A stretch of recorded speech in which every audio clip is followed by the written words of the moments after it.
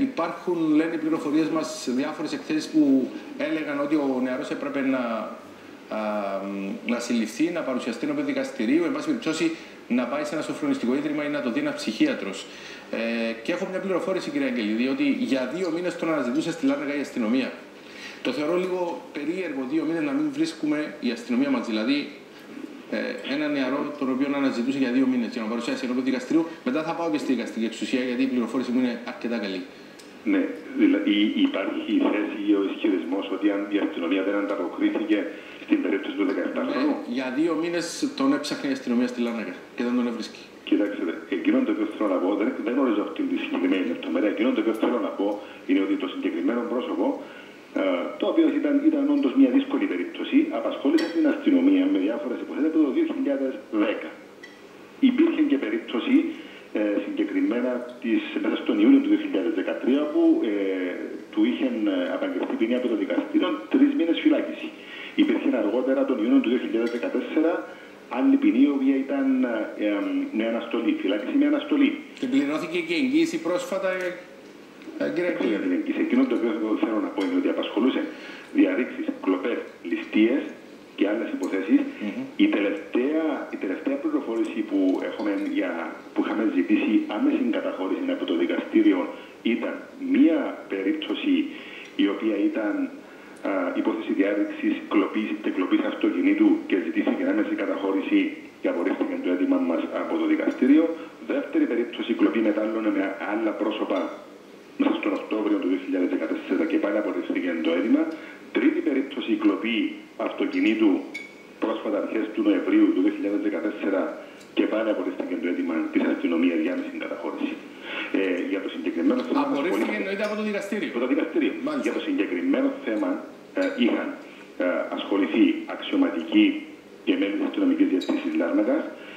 Βεβαίως υπήρχε και η επικοινωνία με την οικογένεια σε αρκετές περιπτώσεις. Είχαν ζητήσει τη βοήθεια τη δική μας και των αρμοδίων.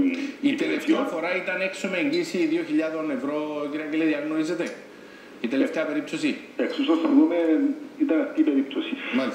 Και πλήρωσε η οικογένεια 2.000 ευρώ για να μην. Και στις περιπτώσεις αυτές τις οποίες είχαμε ζητήσει που είχαν αναφέρει την άμεση καταχώρηση, είχαμε αναφέρει στο δικαστήριο και ήταν γνώση ότι το ιστορικό το οποίο υπήρχε.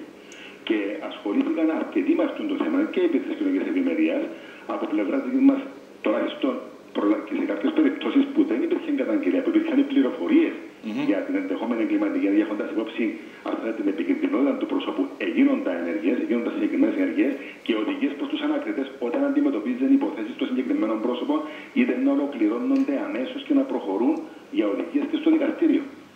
Μάλιστα.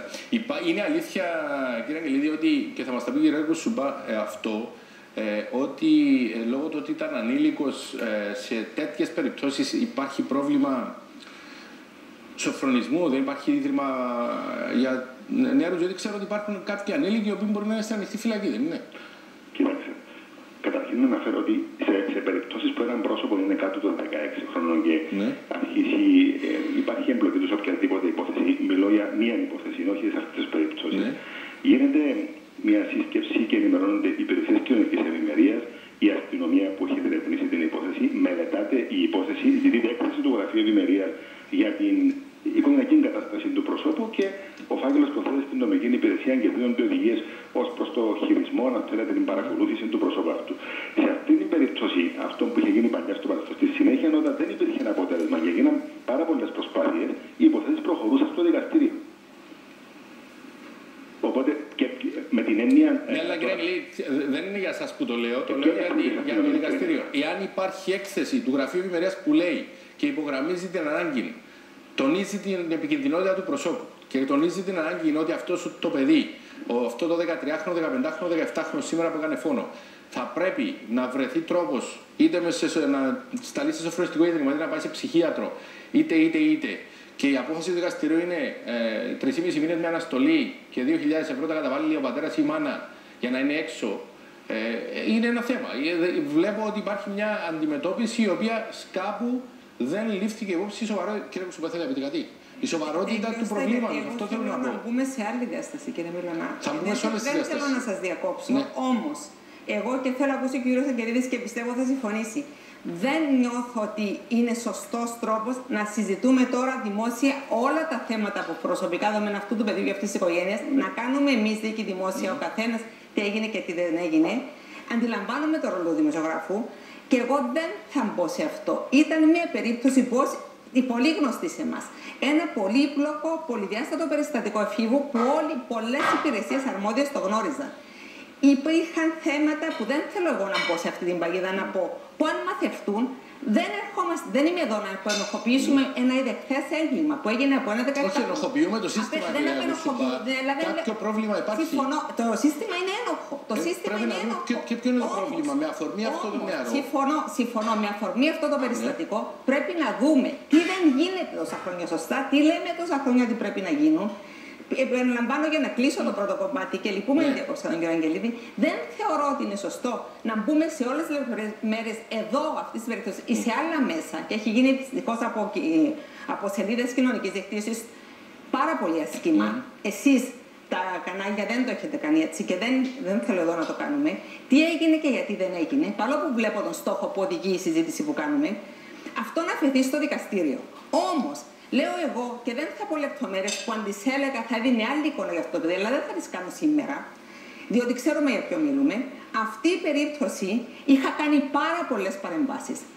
Δεν έγιναν πράγματα που έπρεπε να γίνουν για αυτή την οικογένεια, για αυτό το παιδί. Όπως, και η οικογένεια αυτό το παιδί. Κύριε Σουμπά, ξέρετε γιατί συζητούμε αυτό το θέμα. Επειδή το ξέρετε πολύ καλά και το ξέρω πολύ καλά ότι δεν είναι η μόνη περίπτωση. Όχι. Είναι δεκάδες οι περιπτώσεις σε όλη την ελεύθερη Κύπρο παιδιών τέτοιας ηλικίας με ανάλογες συμπεριφορές. Συμφωνώ απόλυτα. Και επικινδυνότητα. Επομένως, εάν το σύστημα δεν έχει τις λύσεις, πρέπει να τις αναδείξουμε. Ακριβώς. Κύριε Μίλωνα, όμως, επειδή τώρα μιλούμε για μια συγκεκριμένη περίπτωση που θα είναι ενώπιον δικαστηρίου και προς Θεού δεν λέω εγώ οτιδήποτε για να απενοχοποιηθεί ένας 17χρονος, σχεδόν 18, που έκανε κάτι δεχθές, εγώ καλώ όλους σε κάποια στιγμή όταν θα φύγουν τα φώτα της δημοσιότητας από αυτό το περιστατικό, και εγώ θα λέω είναι πρόκληση για όλες τις υπηρεσίες και για εσάς τα μέσα, να κάνουμε δημόσια συζήτηση. Να βάλουμε κάτω όλα εκείνα που εμείς με παρεμβάσεις μας πολλαπλές για αυτό το περιστατικό και για άλλα περιστατικά λέγαμε ότι έπρεπε να γίνουν και δεν έγιναν. Για παράδειγμα, και εγώ λέω η ψυχίατρος τον είδε και την γνωμάτευση έδωσε. Τον έβλεπαν, δεν έγιναν εκείνα που έπρεπε να γίνουν. Όταν έχεις ένα τέτοιο περιστατικό, και δεν θέλω να κάνω τον ειδικό, αλλά εμείς δεν κάναμε μόνο ελεκτικό, όπως είναι ελεκτικός ο ρόλος μας. Είχαν λειτουργεί, μου λάβει μέρος και σε πολυθεματικές για να δουν τι θα γίνει. Δεν εφαρμοζόντουσαν. Έχουμε ένα παιδί με μία δομή προσωπικότητας διαταραγμένη. Δεν θέλω να βγω και να πω πράγματα. Δεν είναι παραβιάζω αυτές τις αρχές που λέω. Που αν γίνονταν αυτά, πιθανόν να μην φτάνουμε εδώ. Εγώ λέω από το κανάλι σας τώρα, όλοι εκείνοι που έπαιρναν τις παρεμβάσεις μου με επισημάνσεις και υποδείξεις κοιμούνται σήμερα ήσυχα. Και όσο θέλω να σας το κάνω διαφορετικά το ερώτημα. Ένα παιδί στο σχολείο, όχι, δεν αναφέρομαι στο συγκεκριμένο, θα το γενικεύσω. Ένα παιδί σε σχολείο αυτή τη στιγμή, 13, 14, 15 ετών, έχει παραβατική συμπεριφορά και παίρνει από το λαιμό οι μαθητές τους για να τους πνίξει και να τους ορθοκοπά. Οι καθηγητές αδυνατούν να ανταποκριθούν, το σύστημα αδυνατεί. Αυτό το παιδί που πρέπει να πάει για να σωθούν, να σας πω κάτι. Όχι μόνο αυτός. Και τα άλλα παιδιά. Κυρίως τα άλλα παιδιά, κύριε Κουσούμπα. Διότι αν είναι πρόβλημα του παπά και της μαμάς, ο 13χρονος και 14χρονος που είναι και της κοινωνίας, δηλαδή θα εξελιχθεί πιθανώς σε ένα δολοφόνο ή εγκληματία και πρέπει να δούμε τι θα κάνουμε, είναι και τα άλλα παιδιά που δημιουργούνται άλλα τόσα χιλιάδες προβλήματα σε αυτά. Συμφωνώ. Όλα είναι παιδιά με δικαιώματα. Το σύστημα πρέπει να έχει εκεί. Να μπορεί να εφαρμόζεται άμεσα ένα σύστημα διαχείρισης του παιδιού. Δεν το πάρει σε μια φυλακή ή σε ίδρυμα. Είναι οι παιδοψυχολόγοι. Ειδικά σοφρονιστικά ιδρύματα, ειδικά σχολεία, δεν ξέρω. Δεν είναι η μέθοδος του 21ου αιώνα. Το ξέρω, κύριε Μιλωνάκη. Προσπαθώ να καταλάβω. Ξέρετε πως είμαι παθιασμένη για τα θέματα παιδιών και το ξέρω. Το ξέρω πολύ καλά. Και είμαι πάρα πολύ έτσι. Ειδικά σχολεία. Φτάσαμε ως εδώ και σε μια περίπτωση που έκρω τον κόδωνα του κινδύνου. Ότι θα το βρούμε νεκρό, θα βρούμε κάτι που δεν είναι. Και όχι μόνο εγώ, και άλλοι. Δεν είναι θέμα ειδικών σχολείων των 21ου. Είναι θέμα διαχείρισης της προσωπικότητας. Υπάρχουν ψυχολόγοι, παιδοψυχολόγοι, παιδαγωγοί. Μα τον έβλεπα. Δεν έκαναν αυτό που έπρεπε, κύριε Μιλώνα. Δεν έκαναν. Όταν έχεις ένα παιδί που δεν μπορεί να συμμορφωθεί. Να σας πω, λέτε παράδειγμα, θα πω κάτι που. Εγώ το πω. Λέει τον περιμένεις να πάει σε ένα μήνα να δει. Δεν μπορεί αυτό το παιδί θα πειθαρχήσει και να πάει να δει.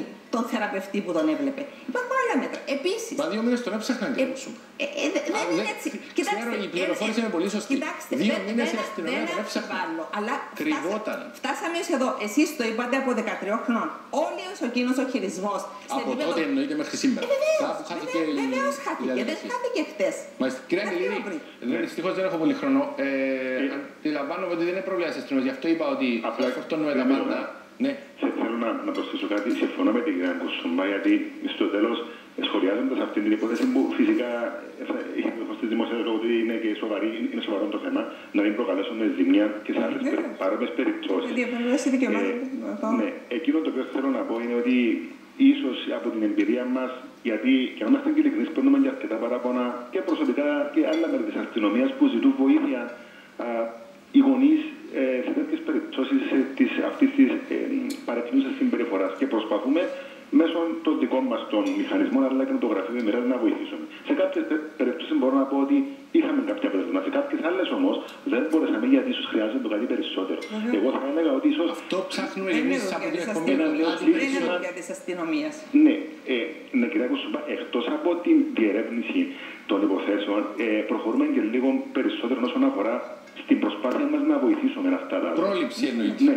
Και αυτό είναι καλό και είναι σωστό, έτσι ώστε πέραν από τη διερεύνηση, τη λήψη της κατάστασης που αυτό πρέπει να γίνει σωστά, αν μπορείς να βοηθήσεις μια οικογένεια ή κάποιον με τον οποιοδήποτε τρόπο λόγω και της φύσης του επαγγέλματος μας, γιατί όχι, αλλά μέχρι σε ορισμένο σημείο. Λοιπόν, κύριε Αγγελίδη, ευχαριστώ πολύ. Μια τελευταία κουβέντα. Κύριε Μήλωνα, πρέπει να εστιαστούμε τι θα γίνει από τώρα. Επαναλαμβάνω, αυτό το παιδί έκανε ένα ιδιαίτερο έγκλημα, είναι 17 χρονών. Δεν είναι άμυρος ευθυνών. Και σίγουρα πρέπει να περάσει από το σύστημα δικαιοσύνης. Και θα περάσει. Όμως, δεν έχουμε το σύστημα δικαιοσύνης που πρέπει να έχουμε, με όλο το σέβας που έχω προς το δικαστικό σώμα και το γνωρίζω προς την δικαστική εξουσία γενικά, την ακεραιότητα της. Δεν έχουμε δικαστήρια ανηλίκων. Δεν είχαμε και όλα αυτά που πέρασε αυτό το παιδί μέσα από το δικαστικό σύστημα. Δεν είχε το δικαστήριο τα εργαλεία που έπρεπε να έχει. Να μπορεί να διατάξει παραπομπή σε προγράμματα. Εσείς μιλάτε για σοφρονιστικά ιδρύματα. Εγώ μιλώ για προγράμματα. Είμαι σίγουρη ότι στο βάθος αυτό εννοείτε κι εσείς. Προγράμματα που να μπορέσει το παιδί αυτό να αλλάξει προσωπικότητα του. Όλη εκείνη η ταραχή να τύχει χειρισμού, να μην συμπεριφέρεται. Κανείς λέει ότι πρέπει να συμπεριφέρεται. Κύριε είναι ιδιαίτερα ανησυχητικό επιμένω. Υπάρχουν πάρα πολλά παιδιά με αυτά τα προβλήματα από αυτές τις ηλικίες. Κύριε Μιλωνά, και εγώ σας λέω θέλω σε χρόνο που δεν θα μιλούμε για αυτό το παιδί να τα αναπτύξουμε όλα. Θα σας πω ένα τελευταίο. Έχουμε μέσα από αυτή την πείρα των πολλών περιπτώσεων που έχουν έρθει κοντά μας.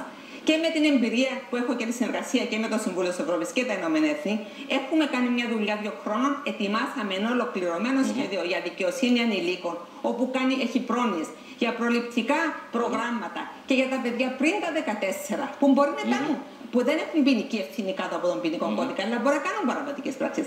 Πώς τα διαχειρίζεσαι και να τα παραπέμπεις σε αυτά τα προγράμματα, αλλά και πάνω από 14 που έχουν ποινική ευθύνη, εναλλακτικές ρυθμίσεις, ώστε να μην φτάνουμε ως εδώ. Το έχω στείλει σε υπουργούς, το έχω στείλει στην Βουλή. Είναι εκεί. Εγώ έχω καλέσει να ανοίξει δημόσιος διάλογος. Δεν είναι νομοσχέδιο που θα το κάνουμε να το καταθέσουμε. Για να νιώθετε και εσείς καλύτερα, να μην μιλούμε συγκεκριμένα για ένα πρόσωπο. Και όλα αυτά και λέω, όλα εκείνα έγιναν παρεμβάσεις, δέχτηκαν πράγματα που δεν έγιναν. Σίγουρα το παιδί πρέπει να δούμε να περάσει από ένα σύστημα δικαιοσύνης που θα σέβεται και τα δικά του δικαιώματα, αλλά εάν πάει φυλακή που θα πάει με αυτά που είναι και βγει σε τόσα χρόνια, δεν θα πω πόσα, για να μην προκαταλάβω κάτι, και δεν έχει εφαρμοστεί σε αυτόν τον άτομο. Θα έχουμε απλά ένα εγκληματία έξω, ένα κυκλοφορά εννοείται. Σε τόσα χρόνια έξω. Το ζητούμενο είναι ναι, να πάρει μια ποινή που θα τον καταλάβει, να κάνει να καταλάβει αυτό που έχει κάνει, να καταλάβει ότι η κοινωνία έχει όρια και οφείλει να λειτουργεί μέσα σε αυτά τα όρια, αλλά και να αναμορφωθεί και να μπορέσει να επανενταχθεί. Αυτό σημαίνει Σας ευχαριστώ θερμά. Απλώς να επαναλάβω ότι δυστυχώς για αυτόν ή και για τους άλλους υπάρχουν προγράμματα. Για τον 22χρονο τον Μάικ δεν υπάρχει κανένα πρόβλημα. Συμφωνώ, γι' αυτό έχασε άδικα τη ζωή του. Δυστυχώς. Ευχαριστώ πολύ. Και είναι το σύστημα που έφερε ευθύνη και για εκείνα τα παιδιά και για την αδερφή που είναι στο νοσοκομείο. Και είναι με πολύ πόνο και σεβασμό στη δική του οικογένεια που μιλούμε όλα αυτά που λέμε. Σας ευχαριστώ πολύ, κύριε Κουσούμπα. Θα βρούμε την ευκαιρία να ξανανοίξουμε τα θέματα αυτά.